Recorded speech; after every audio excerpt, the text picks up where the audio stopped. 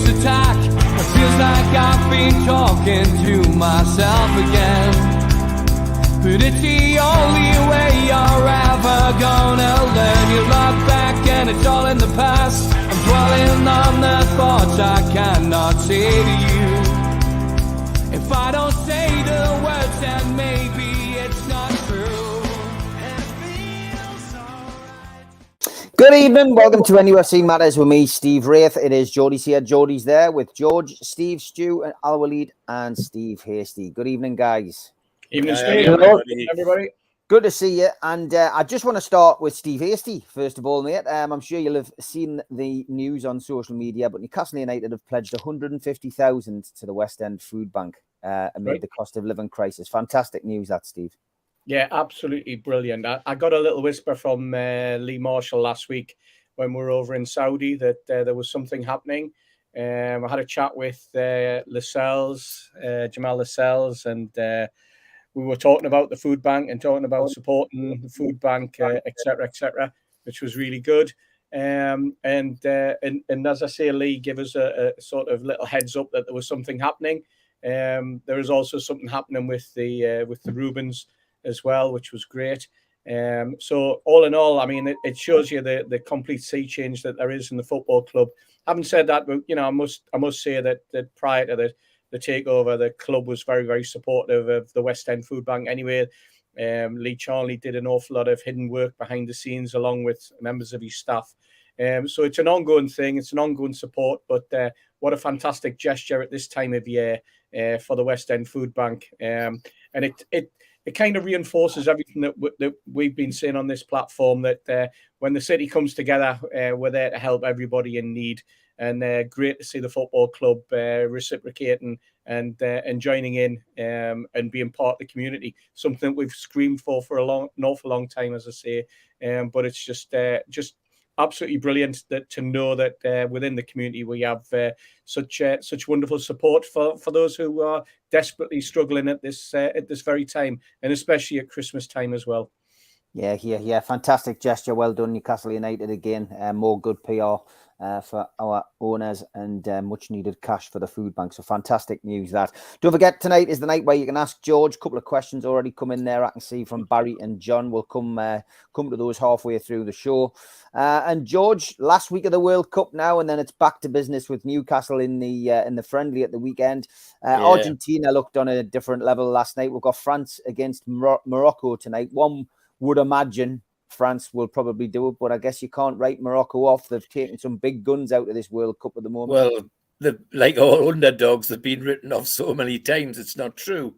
But I'd be very surprised indeed if the outcome was a Morocco win. But on the other hand, it would be great for football because that pattern is simple, isn't it? It's hard work. Don't let any goals in. I mean, they're only. I think they've only let 2 in the whole competition. One, and that's an own goal. Own goal. That's an own goal. So with a team that's playing with that sort of conviction and that sort of heart, you can't discount them. So in some ways, it wouldn't be bad for football if they got through, but it would be a huge surprise, I must say. And in my humble opinion, the way Argentina and Lionel Messi are playing after the other night, it's theirs to lose at the moment for me. I think they're better all round than France, in my view, especially if Messi's up to the game he was last night. Some of his touches last night were sublime and just out of this world, and you can understand why he's been at the top for so long. It's approaching 36 years of age, and he made some of the young ones look shabby, really did. So yeah, fantastic end to the World Cup. and could produce an outstanding and unusual final if the results go the right way. I've enjoyed lots of it. Didn't enjoy obviously the England defeat, and I have to say what I also didn't enjoy. People falling over themselves to make excuses for our captain missing that penalty. Oh, honestly, really and truly, if he can't do that, then there's something radically wrong. I could pick 3 players out of our squad at Newcastle who would have took that ball off him, and before he turned round, they would have had it in the back of the bloody net. Wilson, Wood, Trippier, they all would have put that in the back of the net. 60,000 or not, because they're professionals. I really was disappointed. And they're looking for all sorts of excuses for Kane. You know, it was his club goalkeeper, and surely he puts the ball past him often enough on the training ground. I really am disappointed with that. A bit of history. The last session that we used to have when I used to train at St James's Park or wherever we did the training, sometimes up at Dunsmuir, it was always penalties. And it meant that the lads that were goalkeepers got plenty of practice, and everybody else, not just selected people, had to take either 4 or 6 penalties. But the catch was you had to take 2 with your right foot and 2 with your left foot. You couldn't get out of that. And Benny Craig and Joe Richardson, the coaches, used to massacre you if you miss. You know, you really did get under pressure. The net result was that I can't remember playing in the Newcastle junior team that never missed a penalty. But never mind, that's a bit of history. But that did disappoint me. But I think to go back to where we started, Steve, it could be a very interesting final, this one coming up. Definitely, Steve. I mean, it's been an enjoyable World Cup. I've got to be honest. I've enjoyed it. It's all about the football. Yeah. Once the first ball's kicked, Steve, and it's been, disappointing again for England. And Southgate's got a decision to make. He's clearly going to take his time, I think, before he decides whether he's going to continue. Some people feel that it's time for a change. Other people think that he's earned the opportunity to see out his career. In the Euros. But yeah, it's always difficult, isn't it? Yeah, I think there'll have been a lot of pressure on for him. You could understand that, but it's a great job to have when you've got such talented players available to choose from. And I think it was probably his own downfall because he probably had too many quality players. The substitutions in the second half were strange. I think Saka was, if Saka had been playing for Newcastle and he'd been subbed, but playing like he was, I think there would be hell on. And I think to change that at that time in the game when he was giving them all sorts of problems was a strange decision. And I'm still not convinced that Harry Kane is a genuine centre forward. At Tottenham he scores his goals because he's got Son with him, and I'm not sure in an England shirt he has the same partnership with anybody. Because it keeps changing, and I think that's something that needs to be worked on. And presumably Kane will be around for a few more years, irrespective of who is the manager. And I think they've got to find some sort of partnership, not necessarily playing 2 up front, but finding a permanent link person that he's going to, the sort of thing Newcastle's looking for, the proper number 10, whether it's Foden or I don't know who else, but Foden would be the obvious one. But the way that Rashford's played, there's another one that could be it going forward. But I think that combination needs to be developed if we're going to, go forward in the future. As for the final, I suppose the clash of 2 heavyweights with the old guard Messi bowing out and Mbappe coming in as the destined star of the future would be a perfect final. But the way this World Cup's gone, you cannot be sure Morocco's not going to put up the sort of performances that they've done so far, and we'll get another shock. So we'll be seeing an Argentina-Morocco final on Sunday. But I still think it'll be France will come through tonight, and we'll have the heavyweights battling it out, and the battle of the 2 M's, Messi versus Mbappe, for who's going to get the big crown. Yeah, I tell you what, Morocco do manage to pull off a shock tonight. you'd have to say that they've got an opportunity, a big opportunity to win it, and you just don't know if they win tonight. The luck could well be on their side. Not just the first African team in the semis, but the first African team in the final would be fascinating. But we will wait and see tonight. And Stu, somebody in the chat did ask what you felt about your food bank T-shirt that John Justice Allen designed. There it is. There, we are England, and it's available now on Twitter. At Steve Wraith, place your bid for the food bank. Waiting to see whether Stu bids on it, so that nobody ever gets a hold of it. I think it's probably the best thing to do.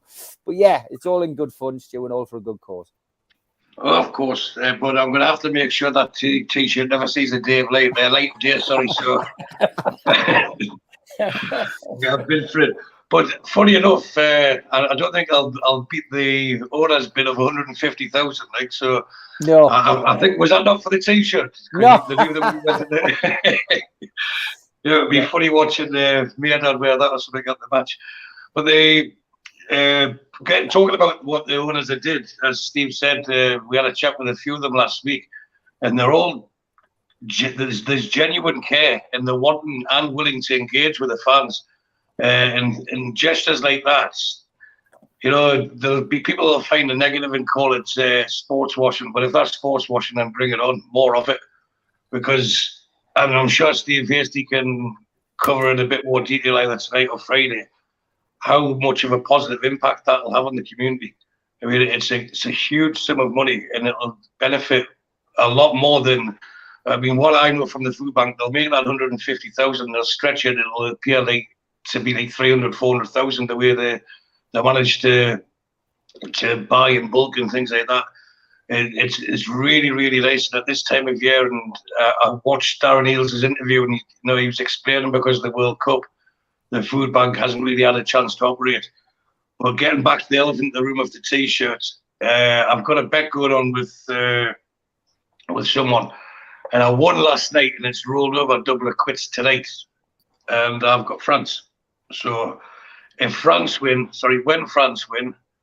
I'll bid £200 for the T-shirt, because I was going to make a donation to the food bank anyway for Christmas. So if I can get that T-shirt off people's screens, then even off people's chests. So I'll donate £200 to the food bank regardless whether France win or not. So as long as I get the T-shirt, so that's to cover that. Regarding Morocco, I believe we discussed it in a bit more detail. I'll give reasons why each of the four teams could win on when we did the professionals on Sunday. Yeah. But I think now it's just one step too far for them. They've got the injuries and the suspensions, and France seem to they know how to manage the games and how to get the job done. And I think we're set for, as George has just predicted there, a France-Argentina final. And I'm still of the belief that it's written that Messi will get his hands on the trophy and become the elite player. So that's what I'm looking to do regarding the food bank, and I still think Morocco will get beat tonight. And if they do, then not all of it's my money that's going to the food bank, it's someone else's. Al-Walid, the World Cup's been fantastic. I think, I've really enjoyed it. I do enjoy it. It's a fantastic occasion.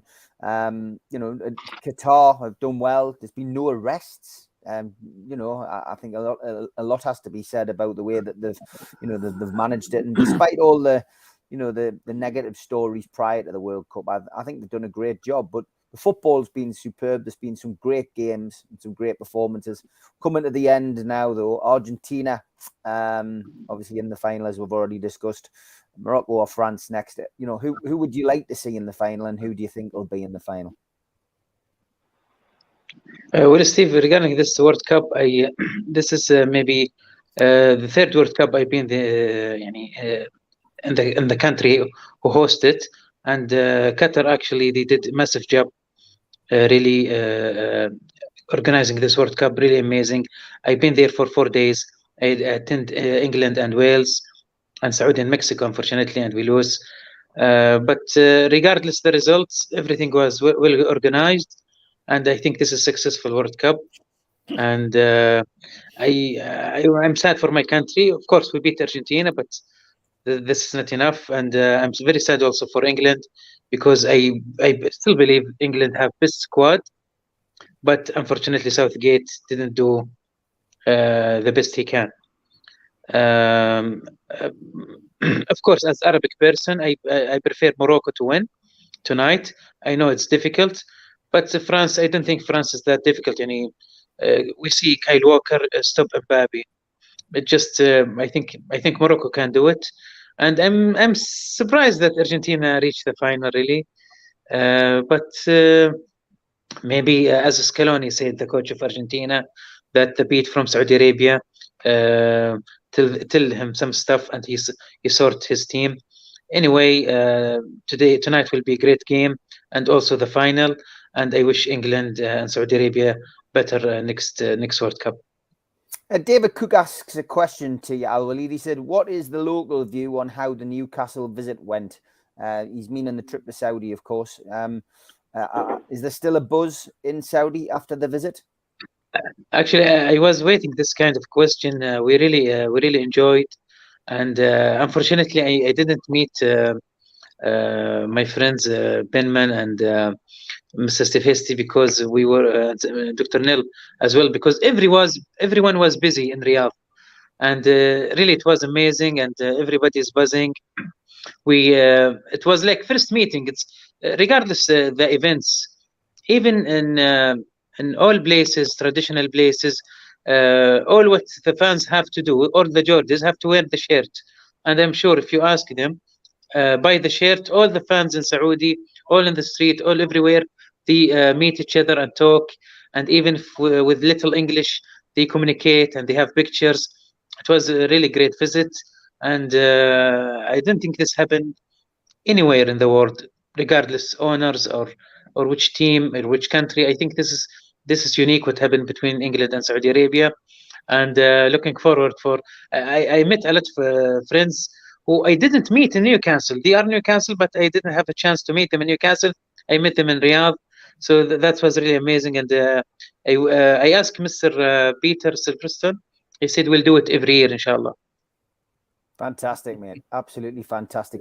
Steve, obviously we had your, your review of how it had gone out there. So, thanks for that. And that went down really well on Friday's show. But just finishing off on England and the World Cup. Disappointing, that we didn't get to the later stages into the semi or the final. And just what you think Gareth Southgate is going to do? Do you think he's going to stay and see out his time? Or do you think he might step aside? I wouldn't be surprised if he saw out his time. I think there is obviously a clamour in the press for him to stay. There's a clamour among the players to stay. And I think that in itself adds to the sort of mixing pot of emotions that will be going around with Southgate at the moment. Whether I think he should stay on, well, you know what? Who would you bring in? I mean, you're hearing gossip about Pochettino and various other people. But quite frankly, I think the vast majority of people are looking at club level and you're thinking, is there anybody that you could drag out of a club at the moment who would want the England job? And I think the answer is no. And it is always like that as well, by the way.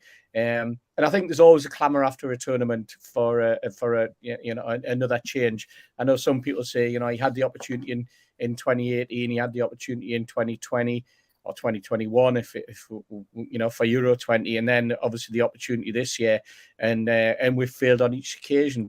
And one of them he got us to the semi, the other one he got us to the final, and the final one obviously we made the quarterfinal. I thought we were the better team for long stretches of that game.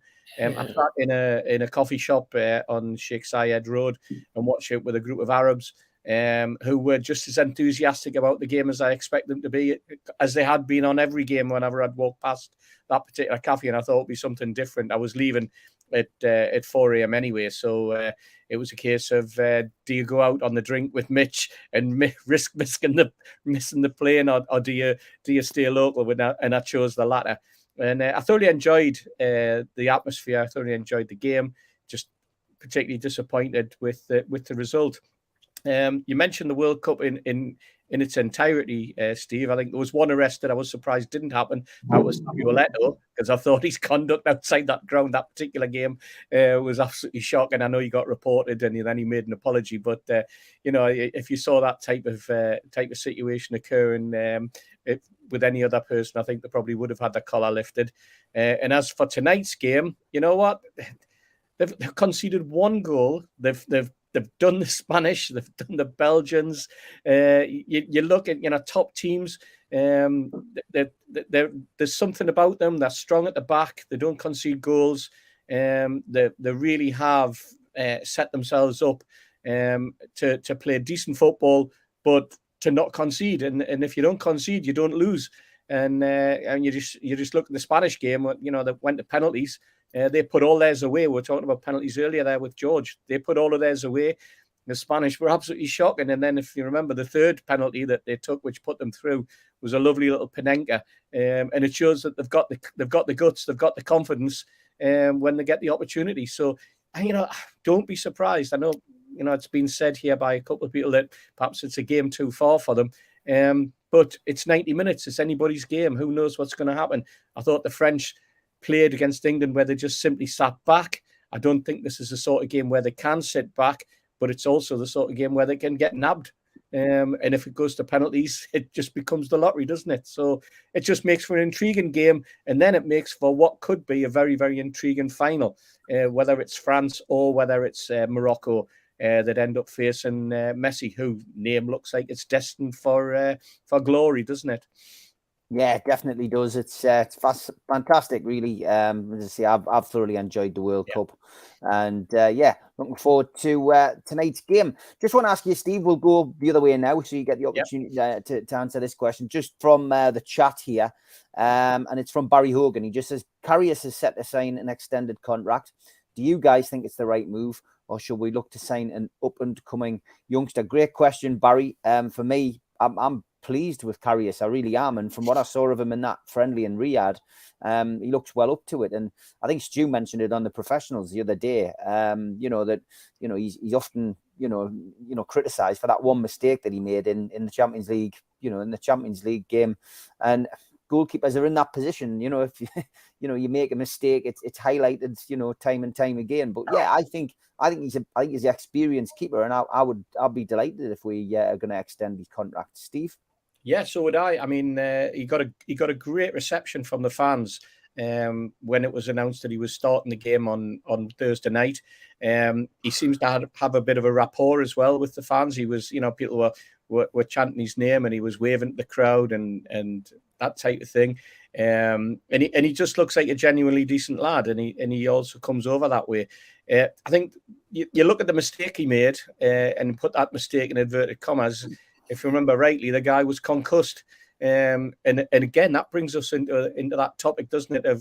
We've discussed on many occasions about the concussion protocols that don't exist sometimes in a game, especially an important game. And by Liverpool not following those concussion protocols, or not realising that the goalkeeper was injured in such a bad way, it cost them the final. And he's a very, very competent looking lad in among the sticks. In terms of whether you would get him or whether you get a youngster, we've already got a young lad that we've picked up from Scotland, who is there for the future. We've got Langley, who's still at Gateshead. But you know what? In this league, you need experience. Darlow seems to be carrying an injury still. He's obviously not fit. I don't think we'll see Dubravka back. I wouldn't be surprised if Dubravka ended up somewhere like, I know, and it sounds stupid, but somewhere like Bayern Munich, who are now looking for a replacement for Neuer for half a season. Stranger things have happened. But Karius, for me, he carried himself well. He performed well. And I don't think Eddie Howe would be that concerned if he had to put him in a proper game rather than just a friendly. It's a confidence position, and I think the lad's brewing with confidence at the moment. Yeah, he definitely is. Al-Walid, would you like to see Karius stay at Newcastle? Well, actually, of course, and his experience and we know that the mistake happened before in the final of Champions League, and I hope this will not last with him forever, because I think he's a great goalkeeper.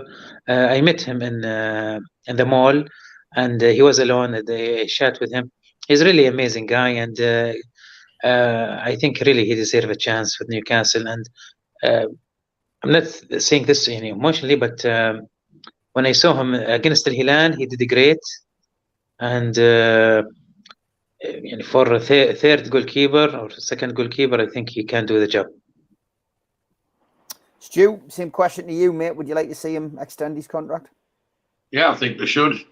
He's definitely a step up on Darlow and Gillespie, and I think, for want of a better phrase, Dubravka's pissed on his own chips, hasn't he?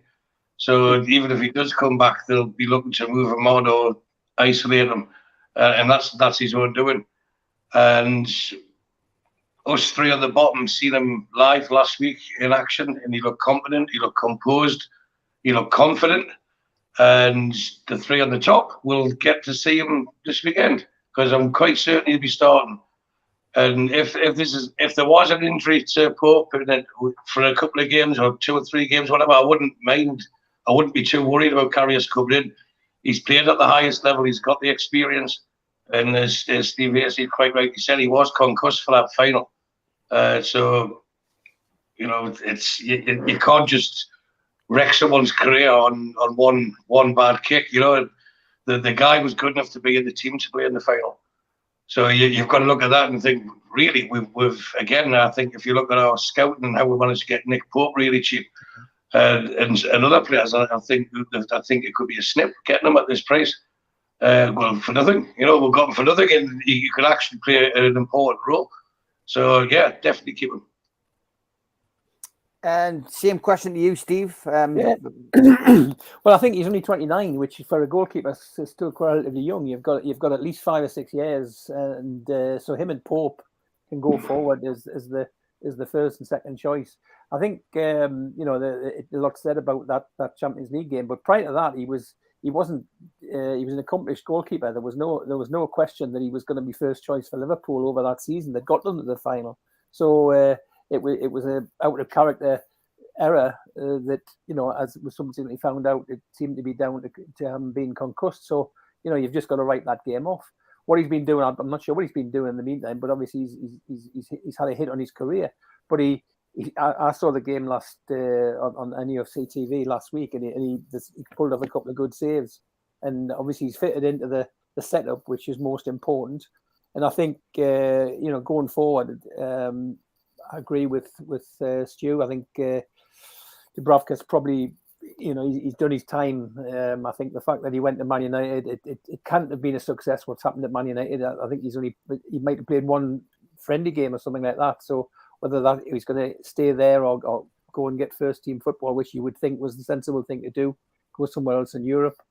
Darlow carrying an injury, but I think he's probably on the way out anyway. I think he should know that he's not going to get first team football very often, and I think again he's in an age where he should be probably wanting to do that. I don't think there are many Steve Harpers around, and I think who are prepared to sit on the bench, and I would like to think he'll do the same. And whether he has to drop down the Championship to where he really was before he came to us, Forest, or whether he can get another Premier League team, I don't know, but. I think Karius and Pope is the number 1 and 2 going forward, and then yes, you develop youngsters, and you shouldn't need to call on the third goalkeeper. Although I think we did in the past, when things went wrong. But hopefully those two will carry us through to the end of the season, and we can either get another goalkeeper or develop the youth that we've already got.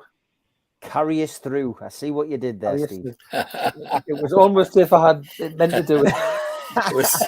It was seamless, Steve. Seamless. It was. George. Well, I agree with what the lads are saying. I watched the match on TV as well, and I saw nothing to make me hesitate at all about the lad signing a longer-term contract. The young kid that we've got from Scotland, apparently is tearing up trees as well, and then there's this lad at Gateshead. I think we've got enough goalkeepers to see we're through to next 2 seasons, never mind seasons. So, no, I would like Karius to stay. I must say, when I've heard him speaking on TV, he also comes across as a very sensible person. And the other thing I hate about him terribly, as I did with David Ginola, is bloody good looking, isn't he? I mean, that's bloody terrible to have somebody like that on the pitch. I mean, goodness gracious. Now, when he takes his shirt off, Jesus, it's even better. Never mind. But no, he's under place to stay. And I like what Howe said about him, how the way he's picking up the things that they've been shown him about his distribution and all the rest of it. I think that was evident on Thursday night. No, that he can stay for me. Yeah, that's great. Yeah, fantastic. Okay, we're halfway through the show. We will come back to your questions for George after the ad break. A big thanks to all our sponsors. First off, Skips and Bins, telephone 0800 25 45 25 3, email inquiries at skipsandbins.com, website skipsandbins.com, easy contract free and pay-as-you-go waste collection. Thanks to Garden of Healing Dispensary, CBD hemp and cannabinoid specialists. You can find them at thegohd.com. And thanks to Mr. Vicky's Sauces. They are handmade in Cumbria, and you can find more information out on their website, mrvickies.co.uk. And if you want to order any, email info@mrvickies.co.uk or telephone 01768 210 102. Big thanks to Blowhole Brewery, a new beer made on Tyneside. The cans are all designed in the colours of Newcastle United's strips from days gone by. Black and white there, the purple and blue, and the good old-fashioned blue from the Entertainers' days.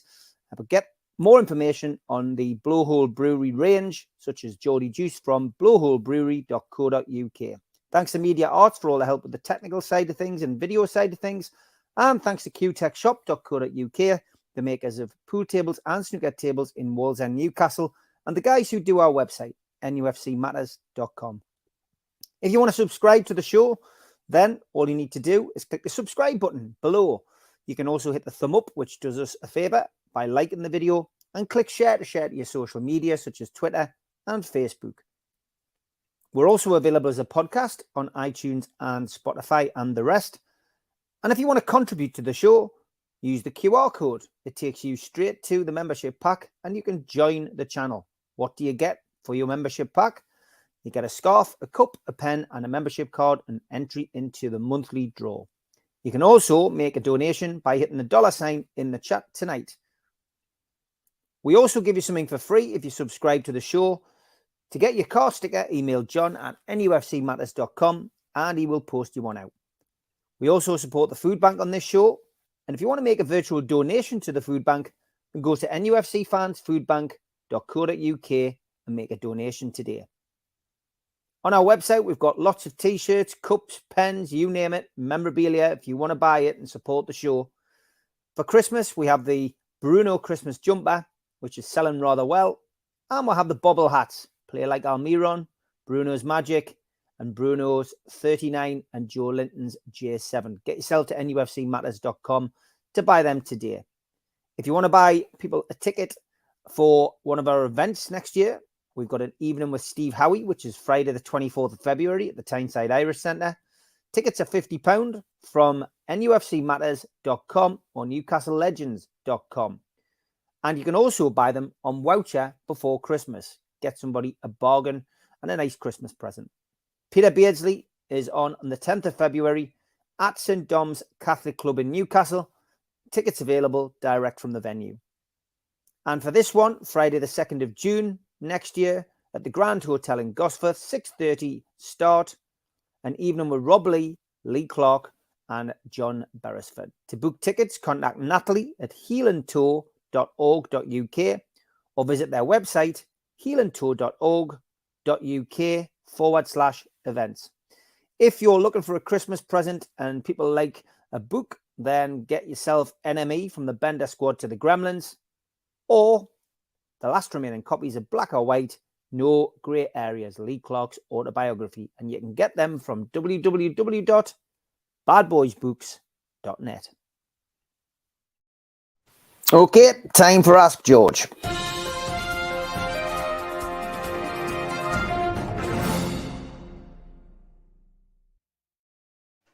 Well, we've been inundated tonight, and there's some bizarre ones. So Peter Moyle, first up, says, I've got a question for George. Who, in your opinion, was the quickest, Milburn or MacDonald? Jackie Milburn. He gives back 2 yards. All right, Roger Cook. Well, says, can I explain? Yeah, go on. Why I say that? People don't always know that Jackie Milburn won the Powder Hall Sprint. Yeah. He was a professional sprinter, and he won it twice. I mean, it's unusual to win it once, but he won it twice. And he didn't just win it. He made a lot of money because people didn't think he was going to win it. And he trained with the professional sprinters.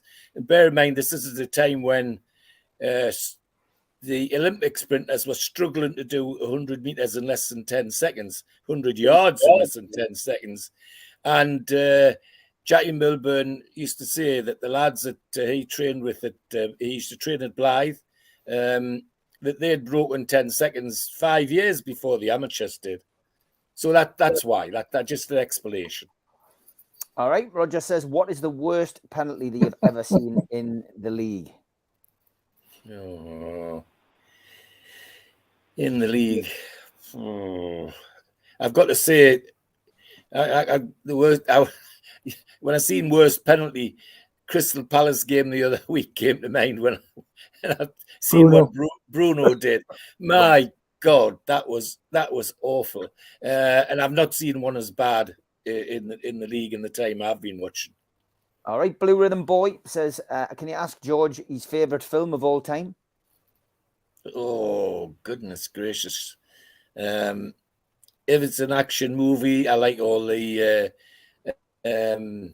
Raiders of the Lost Ark and all that sort of rubbish. And when I go on me softer side, any of the big musicals, Sound of Music, Carousel, etc. John says, do you want a ticket for Saturday's game? That's very kind, John, but I understand you've already got us one, so thank you very much indeed.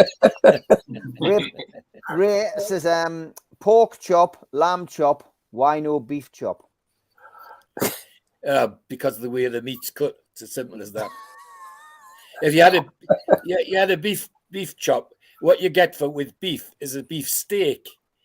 If you took the chop, you would have a bloody big rib round the outside of it. You wouldn't be able to carry it.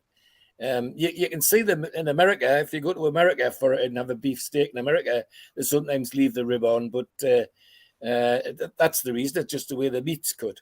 There you go, Ray. Butcher tips now from George. Tim says, what's your favourite chippy in Wallsend? That's a question we've answered on here more than once. The golden chippy on Coast George Station Road and Coast Road, magnificent. And if Neil was on tonight, he would tell you that he gets off the aeroplane and half an hour later he's buying his chips in the golden chippy. They're great lads, and they watch all the channels. By the way, Steve, they watch all the channels because they know they get the occasional mention. I've been going in that shop. I'm 81 years of age nearly. I've been going in that shop since I was 3 years of age. And I've known all the owners right up to the present ones. And it's, part of the family history. And for a short while, a lady called Sadie Waddle lived upstairs in the flat and worked in the shop. And she's the mother of Chris Waddle, footballer. Whose birthday it is today. So a very indeed. A very apt story. And Arthur Cox. And by coincidence, my niece worked in that chippy as well. Really? Yes. There you go. Fantastic. Okay, Roger says, Christmas dinner with or without Yorkshire puddings? With for me, please. Yes, I don't think he's making you an offer, but yeah, with was the answer. You never can tell. Well, you never can tell. Tom says, ask George, did any games he went to get snowed off, or did the fans help shovel snow off the pitch? No, well, not only the fans, but in Joe Harvey's era, if you look at some of the work that I've done with Steve, there's pictures of Joe Harvey and the players out shoveling the snow off the pitch to get a game ready. But I've never attended a one that was put off for snow. I've attended a couple that were put off for fog, notably the Swansea Cup tie, where it was so thick, the fog, I was in the paddock in front of the old stand, and you couldn't see the Leazes terraces. It was so thick. And you couldn't see for where I was, you could only see one goal. You couldn't see the other goal. But fog, but not snowed off, put off for snow. I've been to one where one team tried to get it put off for snow, and that was the Victoria Centre Bar match in the first cup, because it snowed overnight, and some of their players hadn't even seen snow, never mind played in the snow. And unfortunately for them, the referee was from Sweden, and he was happy to let the game go on, and as long as the groundsman brushed the snow off the lines, and the groundsman did. When the Setty lads came on, they were kicking the snow back on the lines and all this sort of thing. And towards the end, I had a row with the referee over a penalty decision, because they were saying the snow covered the line, so how could he tell it was a penalty? And it ended up with a real row, and the referee showed John Gibson his neck after the match. The collar in his shirt was torn off, and he had nail scratches on the back of his neck. So that was a snow match, all right. Okay, well, two rather in-depth answers probably needed to these, so just try and give a short answer to both, George. Barry Hogan says, can I ask George, what did he think the real reasons were for Newcastle's woeful performance in the 1974 Cup final? They didn't even turn up. Why? Oh, it was just the whole Newcastle United setup at the time. The players were just deflated. They knew that Liverpool were getting about 10 grand a man.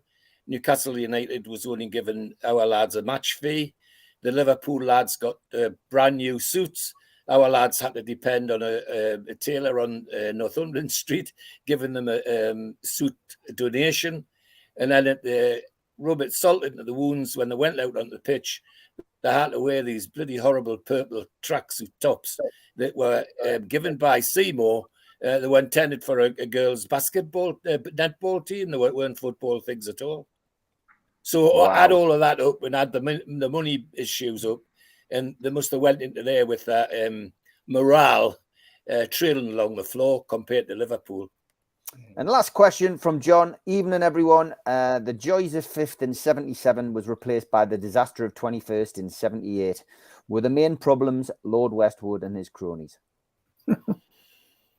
No, I don't think so. I think there was problems in the dressing room again. It was an age-old problem that they didn't get rid of, and I think there was a hangover from Harvey's illness and all that sort of thing. No, I think it was a dressing room problem rather than directors. Gordon Lee, wasn't it? Yes, yeah. Lee and Dennis, yeah, really. And Dennis, yeah. And there was a click. Wasn't there a click in the dressing room as well? Yes. Remember, at one point they went on strike because they thought Dennis wasn't going to get the job, and that just caused disharmony among certain elements who weren't part of it. And I'm convinced, I've said this to Steve Wraith before, I'm convinced, and I've never asked Malcolm because I've never been close enough, that some of the stories that Lee used to put in the paper about Malcolm MacDonald being a prima donna and he was the boss, he wasn't going to have Malcolm MacDonald being the boss. And I'm sure that was deliberate to get rid of Malcolm. Yeah, great stuff as always. Thanks for your questions. We'll come back to that again on the next show. Last 16, 70 minutes of the show. George, we've got 2 games to look forward to in a short space of time. First up, one of our favourite things, friendlies during the season. Yeah. Although this time it has been a good idea, I think, to have some game time. Yeah. But obviously the friendly is hedging towards a decent crowd, and of course from an injury point of view, we know that we'll be without Darlow. Almost certainly Isaac won't be featuring either at the weekend. 1 or 2 niggles with other people. Emil Kraft, of course, long-term injury.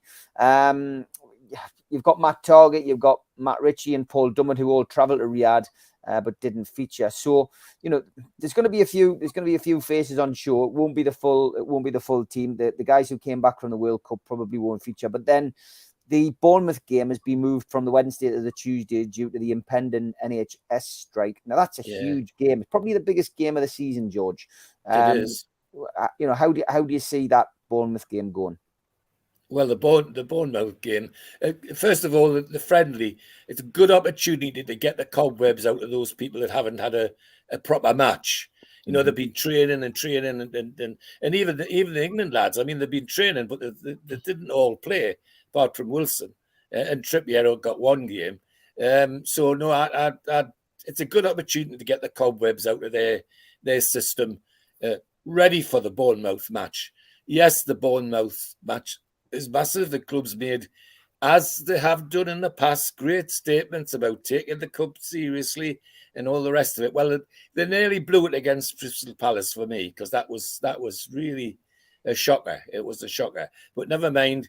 I don't think that'll happen against Bournemouth. I think it'll be a straight forward, the best 11 we've got. And maybe if we get a couple of goals in front, then I hope he'll take people off. But I see us winning that one handsomely, and giving us a good shout to go to make further progress. Yeah, Steve, biggest game of the season so far. And I did a pre-record with Gibbo and Malcolm for tomorrow, and they were more or less saying, you know, you've got to get off to a really good start again. You know, that's you know, especially after that first half of the season being really, you know, really good. You know, it would be deflating almost if Newcastle got knocked out of the cup. That's very much so. I think we're really looking forward to the games the following week. Leicester and Leeds is building on the momentum, carrying on the momentum, and hopefully going into the Arsenal game still in third or even second by then, perhaps, with a real showdown to go down to Highbury not I call that Emirates, and you know it'll be a top of the table clash. If we lose against Bournemouth, that exactly will happen. I think they'll get deflated a little bit, and more, you know, the feeling of how we go into the Leicester game is going to be a bit more tricky. The thing that I would like to see is that whether the players start or not, the ones that have coming back from the World Cup, at least I'm on the bench. I think we learned a lesson from the Palace game that we weren't organised enough in midfield, and I think it was only when Trippier and Bruno came in that we seemed to get back to playing like we could. And so I think we've got to make sure we're at least in that position next week, which suggests that they may feature somewhere on Saturday as well, even if they're only getting half an hour at the end. They've got to be ready to be thrown into that game, and I would like to see that at least one of them starts against Bournemouth. You know, I think we left ourselves at risk in that game, Palace, and it was a lucky penalty shootout, despite Bruno's efforts to get worse than Harry Kane's penalty, which I think it was. You know, Harry Kane at least seemed to be aiming to go at the goal, where Bruno decided to go and visit the corner flag on his run up. So, you know, and blaze it over the bar, which I think you should never be doing on a penalty. I think Messi showed last night how to stick a penalty away if you're going to do it high up, which is what Harry Kane was obviously trying to do. But there's no excuse for going 2 or 3 yards over the bar. But I think, you know, I'm hoping we can, you know, as I say, I'm still hoping we'll get to that Arsenal game undefeated. And, you know, then it's a big showdown, which will mean we'll have got past Bournemouth next week and into the quarterfinals and good results against Leicester and Leeds. Yeah, if Harry Kane in that penalty the other night, it's the ball's been found. There we go. Cruel. Yeah, there's lots of them flying around, George. Yeah, Stu, Bournemouth, huge game. You know, we can't take it for granted. It's it's one of those games that you know, can be season defining, Stu. Yeah, when we played Bournemouth first time around, I think we took them for granted, and I think we went in that game thinking it was just after the Liverpool game, wasn't it? And it was like, oh, the injustice of this, and we're better than these. And it was probably the last time we put in a performance that was under par. But if you look at the run we've been on since then, and the confidence that the players have got and the belief they've got now, even without the World Cup players starting, I think we should have more than enough. I think the mentality's right, the attitude's right, the commitment's right. And there's some people on the fringes that really do have a point to prove to try and force their way into the first team. So I really do see us giving Bournemouth a lesson next week. I think Eddie Howe's preparation and the fact that they've beaten Riyadh, they've got a friendly coming up. I think they'll be as fit as just about anyone else. And fitness is a big thing for the way we play with a pressing game. So it'll be a nice, cool day. They've got no excuses not to run around. So I can imagine that we'll take the game to them. And if we score early on, then I think it'll be a comfortable victory. And then we'll go on to Leicester on Boxing Day, where I'll be watching from the Mauritius. Very nice, very nice. Al Walid, it's a big cup competition for us. This it's one which I've often said on this show is the one that Newcastle should always try and target. You know, it's some of the bigger teams, if you like, over the years have played weakened sides, probably with the exception of Manchester City, who just love to win this trophy. But yeah, this is a big opportunity for Newcastle, isn't it? Of course, and I believe Newcastle are ready for Bournemouth. I'm thinking about the transfer market in the January. I believe we need to get at least 2 players. But for the Bournemouth game, I think we are ready. And a prediction, Al Walid, do you think we'll win? Yes, of course. Okay, good stuff. Steve, the Bournemouth Cup game is, as I say, it is going to be season defining. Other people in the chat agreeing as well. Just tell us a little bit about your thoughts on the game and how you see that going. It's an important fixture for Newcastle United. I mean, the friendly coming up before isn't going to be a pushover, by the way. I mean, Ria Vallecano have had 3 friendlies already during the World Cup break. Drew with Real Sociedad last weekend. So I don't think that we're going in against a team who's just been sitting back. I think that they're obviously their coach has had a plan, and he's going to come to Newcastle, and he's going to want a performance from his team as well to keep that mentality going. In terms of the Bournemouth game, Bournemouth, haven't they just been taken over? It only took about 8 weeks, didn't it? Yeah. Amazing, absolutely amazing. How does that happen? God, questions got to be asked in the house about that one as well. Oh no, don't need to. It was bought by an American. We'll forget that. No, seriously. Very important game for Newcastle United. I think you're dead right, Steve. It's a competition that we haven't taken seriously, or we've said we're going to take seriously on many, many occasions with many managers. And then when it's come to making the decision between playing a decent team, putting a decent team out, a team that can win, and looking at the following game and going, you know what, I'll play a weakened team, and then falling by the wayside. That's something that Eddie Howe hasn't done this season.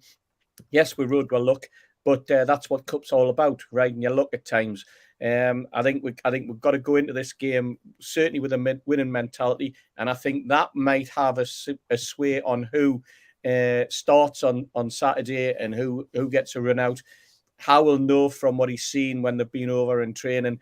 The players that some players need a run out. Some players need that to get them going. Other players are much better even when they're training, when they've had a little bit of a break and they don't need it, because you know that they're the type of player who can step into a game and be absolutely 100% from kickoff. So that's the blend that Howe's got, and he has certain players that he trusts. We know that.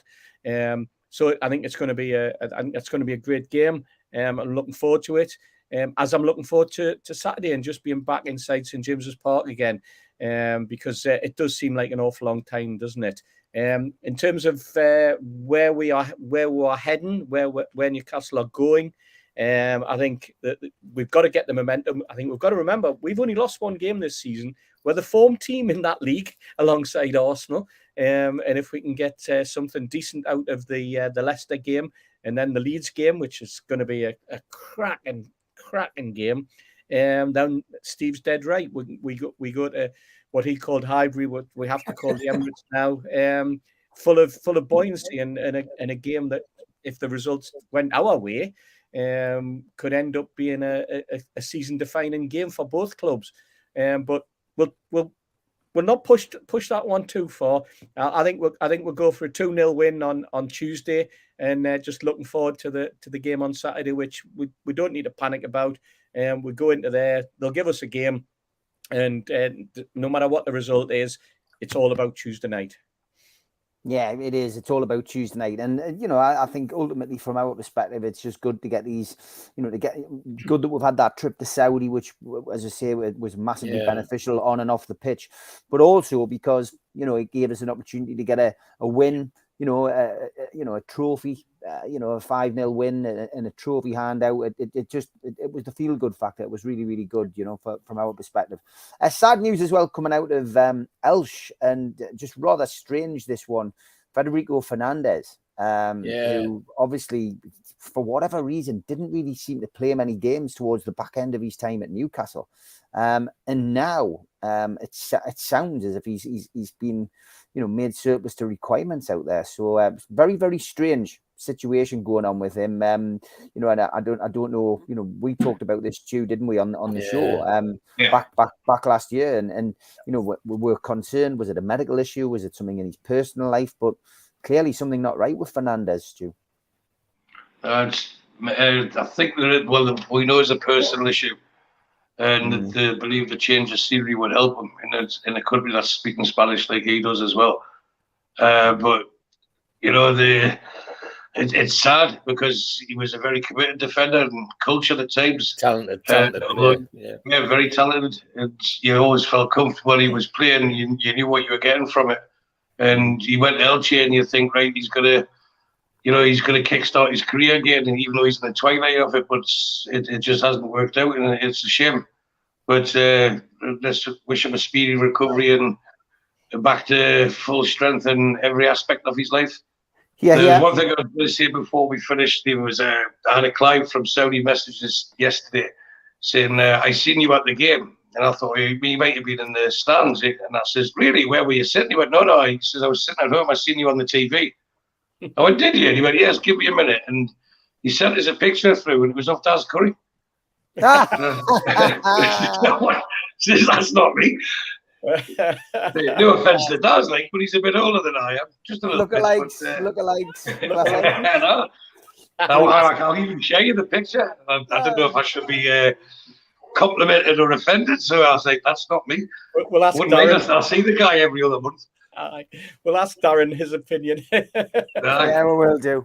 That's brilliant. So, okay, quick prediction, because everyone's going to shoot off and watch the match. George, quick prediction for tonight. Morocco or France? Oh, Morocco on penalties. Okay, Steve? 3-0 to France. Stu? 3-1 France. Al-Walid? 2-0 France. Steve? 1-1, and then I think we'll go to penalties, obviously, and I think probably the French will scrape it. Yeah, 2-1 to France. I'm going. I think Morocco will score. Enjoy the game, everybody, if you're watching it. And I'll be back tomorrow night, 6 o'clock with Supermac and Gibbo. Look forward to seeing you all then. Take care, guys. Right. Good night, everyone. Good to see you all. See you, George.